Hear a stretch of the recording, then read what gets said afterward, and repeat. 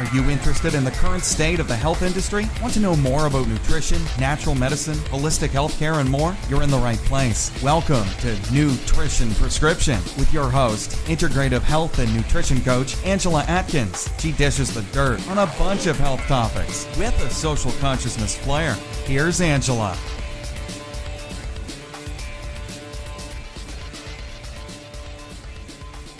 Welcome, everyone, to another episode of Nutrition Prescription. This is Angela Atkins of Your Health Unbound, and today I'm here with Kate Dorsey. Kate is a therapist and a life coach with Thrive Coaching, and let me tell you a little bit about her. Kate has worked with thousands of clients over the years to transform their lives. She empowers you to recognize your power, believe in yourself, and create change in your life. She has a way of supporting you through the change process, cheering you forward, while also holding you accountable.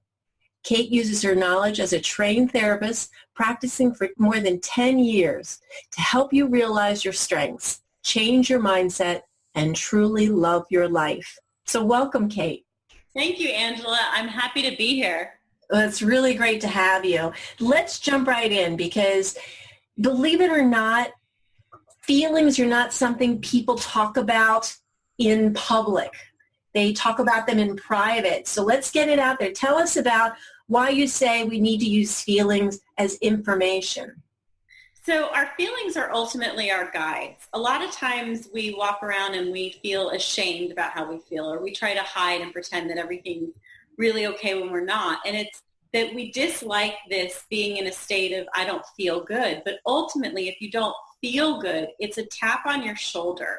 It's like lights on a dashboard signaling that you need to pay attention. It's really just this way of like getting your attention. Because we don't like to feel this way, it's really a very fast-tracked way of getting our attention. So once we are aware of how we feel, anything less than feeling good is an indication that you're off track or off purpose and that you need to recalibrate essentially so that you can start to feel better. And I'm assuming that you have a method of dealing with people to do that recalibration. Yes. We need to take a look at what are the thoughts that you're telling yourself. So why do you feel how you feel? And then your thoughts ultimately connect into your feelings. So if you're not feeling good, what are you telling yourself in those moments? Maybe you're saying I'm worthless, or nothing ever works out, or I just can't seem to get things right, or I'm always losing things, or of course you lost your keys. And these are just some examples of the thoughts that go through our mind as we're not feeling well. And it's those stories that we're telling ourselves that we need to hone in on and change. And we don't change instantaneously. It's just reaching for thoughts that help you feel better. So maybe instead of, oh, you're always losing things, it's, I know I can find this, or I know I tend to misplace things and it's okay. I have a lot going on. And it's bringing that compassion and self-love and understanding towards yourself so that you can start to improve the way you think, which then improves how you feel. And the better you're feeling, the more on purpose and on track you are in terms of living in alignment. Well, it sounds like, and it's certainly a great way of reframing the way you think about yourself. It's like reframing your negative thoughts in a positive aspect. Is it something that people can do on their own, or is it something that really requires someone guiding you through it? I would say that you would definitely need to work with someone initially. It's very difficult to start to change your thoughts without even being aware. So step one is always gaining awareness. Why I like to go into your emotions is because that's your like signal right there. That's your, oh, I'm not feeling good. Okay, then let's bring awareness to what's happening. Some of us might be pretty good because we've done work at kind of starting to shift it on our own, but others of us really need that assistance, need that outside support, need that help in transforming how you think. There's something about like somebody else outside of you often sees it differently than you see it. They're outside your story. And that's why working with a coach or a therapist can be so helpful to you. So what I'm hearing is it's actually, you need somebody who's more objective looking at your life rather than going to a spouse or a friend who already have some sort of investment in your life. They're going to see it through a different lens than what somebody who's objective.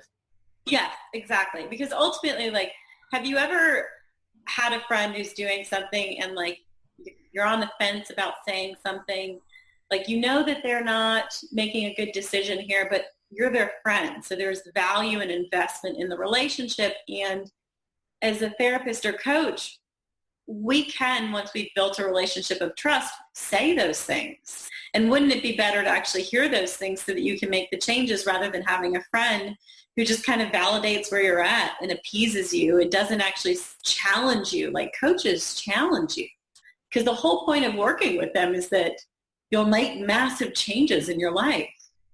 Yeah, and that's the scary part for many people, making the change. But making the change not only changes your mind, but actually changes your life. And do you find that as people begin to make the changes in their mind and their life changes, that accepting those things comes more easily because they started with changing their mind? Yes. And I would say, I love that quote. Known pain is more comfortable than unknown pain. So a lot of times we'll continue to experience what we know because it feels safe and secure. So like depression, like a dirty blanket that you've been curled up in forever, and you just know it and you feel it, and it's just this way of being that you approach the world in. And as you start to make changes, we don't make changes really fast. We don't say, oh, I'm going to feel fantastic tomorrow after being depressed for like 3 years. You move incrementally and slowly so that as you're doing that, you're shifting into that new way and you're feeling more and more comfortable with it. And then you do more readily accept those challenges. Like when your coach tells you, hey, you're really falling short here. I wonder what would start to help you. It's like you can tap right into that so much faster and you're willing to do it. You don't have that resistance to making those changes. And I think it's true because you build that relationship with a client. They know that you're there not only to provide advice, but you're there to be their support, their accountability. So that's really important, that when you have a coach, they're going to hold you accountable. So in order to get to the point, get to your goal that you're looking for, you have to be willing to make these changes, and you have to be willing to be the one that steps up and says, yeah, please hold me accountable, because that's the only way you're going to change. Right. So like, let's say you're doing a healthy eating plan and you're doing it with a friend, and she'll just kind of say, like, if you say, oh, I ended up going through the drive-thru yesterday and eating Chick-fil-A, she's going to be like, oh, that's okay. Whereas your coach is going to be like, what's going on here? That we've developed this plan. What were the breakdowns that led you to making that decision? Whereas a friend isn't going to break it down like that. They're probably just going to make an excuse for you. You're going to say you had a bad day, so you needed to treat yourself, rather than what was the underlying reason that this happened, where a coach wants to find that out. Because if you solve that, if you figure out what the underlying reason is, then you can make advances for the future. You see that happening again, you're like, I'm not going back there. I've already figured that one out. Exactly. Right. 100%. And then it comes back up because you remember that conversation you had with your coach. You remember the last time you drove through that drive-thru and how disappointed you felt, and that maybe you were engaging in emotional eating and coping with stress during that moment, and that you justified that decision despite having meal prep stuff or whatever it is. And really your coach helps you. They walk you through it. They help you figure it out so that you don't keep doing the same things over and over. So tell me, how do you use visioning in this to help people create these lives that they want? How does visioning actually make it real for them? So clarity is essential in creating the life that you want. If you don't know what you want, it's going to be really hard for you to start to take small, actionable steps every single day. So I love to have clients look at, what is it that you truly want? And then from that, we're going to break it down so that it starts to be actionable. The other part to that is that as you're reading the vision of what you want and you're reading it in the present moment as if it's already happening. You're literally changing neural pathways in the brain so that you begin to think differently, feel differently, act differently, choose differently, and it becomes much more natural. And so I find it to be really helpful for clients to do that because it acts as this overall guide kind of pulling us forward towards what we really want. Well, that is true. If you don't know what you want, you can't really act on it. So you have to think it through. That makes perfect sense. So tell me, how do you incorporate these different aspects of, mindset, health, the way people use their nutrition? How do you incorporate that all in your practice with a client? So if we break life down into different areas, let's say relationships, health, spirituality, physical fitness, work, social, like friends, we have all these different areas. If you're measuring up short in any of them, then you're not okay overall. So it's really looking at what do we need to do to make the improvements in all the different areas, and it's across the board. As you start to change one area, you'll notice changes occurring in the others. So your health is more than just that. It's not just like eating and exercise. It's this total sum. It's almost like a well-being, like a total wellness kind of way. I agree with you 100% because my philosophy, I always say I use a four-pronged approach. People have the physical, the emotional, the spiritual, and the relational. And when I talk about relational, most people think, oh, well, I'm not married, everything. But you have to relate to the entire world. You have to relate to everything. So it could be your job, it could be your church, it could be, any group of people, it can be other members of your family, not just a spouse. So it is true. You have to have those components together or your life is not whole. No, not at all. And it really that's what total health is. It's all of those areas, and it's figuring out what are the small tweaks and differences you can make in one area, and noticing how that spills over into others. And instead of taking while we are talking about this, you don't want to overwhelm someone. So it's okay, let's focus in on this area, zone in there, make the small changes that you need to make to build it up. Notice what changes in other areas, and then what's the most next important thing, and then moving in that direction. So it's this kind of slow, steady process of making changes and starting to feel good overall. How do you know that you're doing better? You feel good. Exactly. And I think that's one thing people may not realize who's never worked with a coach is that we don't just throw things at you. We work where you are, try to get you from the point that you're at, whether either you're unhappy with your health or with your life in general. We start where you are and we try to build incrementally. And it is small steps because people get overwhelmed if you try to do too much at once. And I think that's why, for me, my focus with people is mostly nutrition. If you change a diet, meaning people actually go on a diet plan that says you need to do all these 18 different things, I think that's where people get overwhelmed and they can't sustain it. It's too much at once. They're just I can't do this for more than a week or whatever it is. And if you realize that if you made that one change today and incorporated it until it became a habit, then the next change is not so difficult. And you just keep adding on incrementally. And I think that's a good approach. I think your approach is very similar to mine. Yeah, we seem right in alignment there. I like to focus on something for about 30 days so that it does become ingrained as a habit. I think habit research says on average about 66 days, but I've noticed in my work with clients that committing to something for 30 days, by day 1 to day 30, you're in a very different place with it, and it is much more natural. That's funny because I just read that research too, that it is 66 days. And I typically, because my clients typically have chronic illnesses, so it takes a little bit longer to see results because you don't come from healthy states to chronic quickly. It usually takes years to build that up. So it takes time to break down whatever those body barriers or nutrition barriers are in order to build back health. So if you look at 66 days, that's not a huge investment of your time for the rest of your life. But I think people have been fooled from the old, if you do something for 3 weeks, it'll be a habit for life. That may be true for brushing your teeth, Yeah. It's just a simple action. Your body has kinesthetic memory. I can remember to brush my teeth this way. But when you're changing an entire inner being, when you're trying to adapt your life, your mindset, your dietary habits and all that, you really do have to give yourself time to adjust to it. Absolutely. I mean, what we're talking about is pretty complicated because if we're looking at mindset or nutrition, we're looking at what are the beliefs that are holding you back? What's standing in the way? And those beliefs aren't just formed like after 3 days. Like you've spent a lifetime building those beliefs. Like, do you believe that you can get healthy? Do you believe that you're worthy and valuable of love?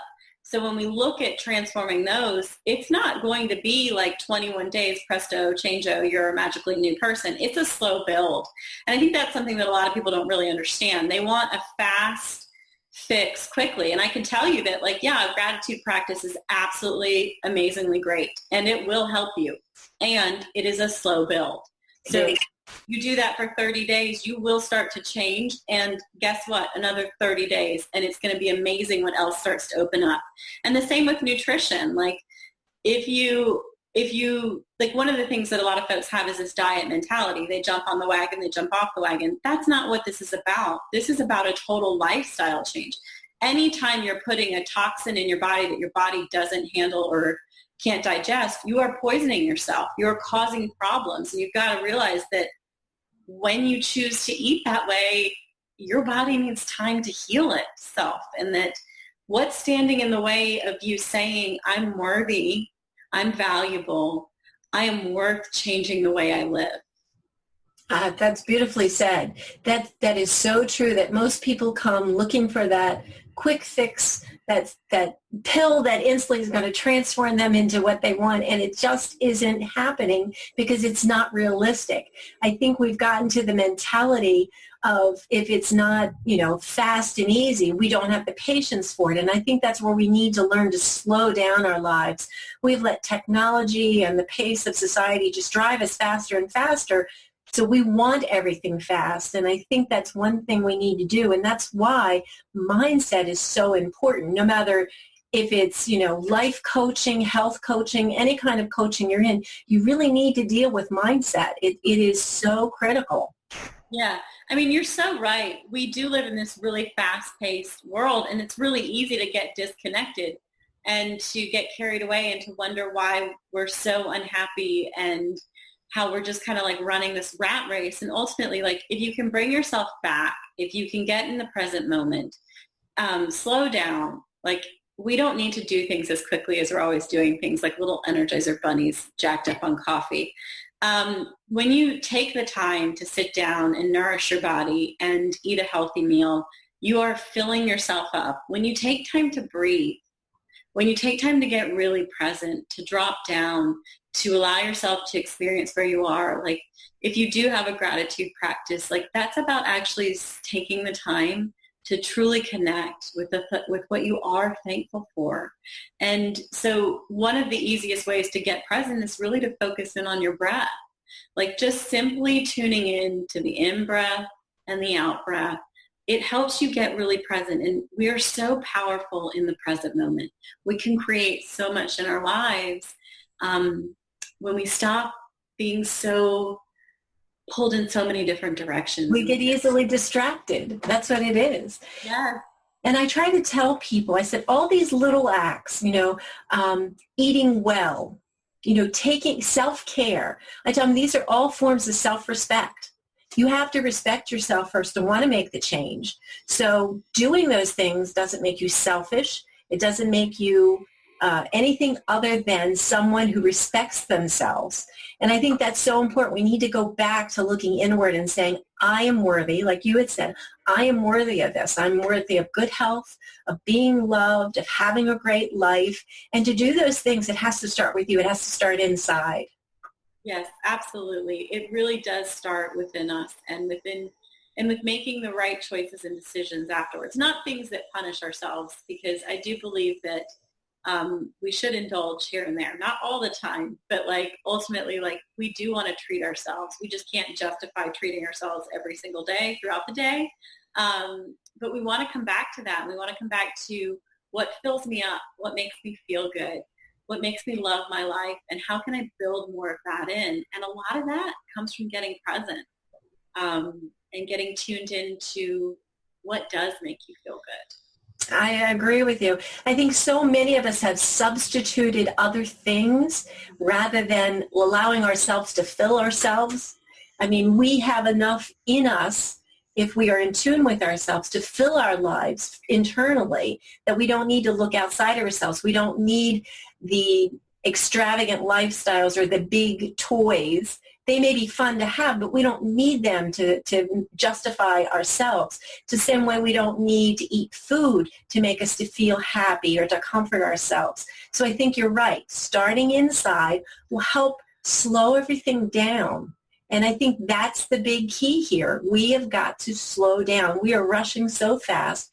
People are dying earlier because of all these sudden things that happen. We're just wearing our bodies out either by trying to do too much or by eating poorly and not supporting ourselves that way, and then our bodies wear out. So what would you say, what is the one thing that you would say is the key to getting people on the right track, getting them started? I think if you take a moment to really look at what are all the areas of my life and how do I truly feel in all of them, that is a huge clue into whether or not you actually need to make changes. So taking time for yourself is really essential to figuring out, what do I need to change? Where am I not happy? I think happiness is so crucial. If you're not happy in an area, that's a wake-up call. You need to change it. Well, I think you offer something coming up that's going to help people solve that. You actually have a masterclass coming up. Please tell us about it, because I think it's going to be really important for our listeners to know more about this. Yes, absolutely. I am hosting a masterclass called Live Your Bliss Masterclass, How to Be Fiercely You, Play Full Out, and Be Unstoppable as you create your happiest life.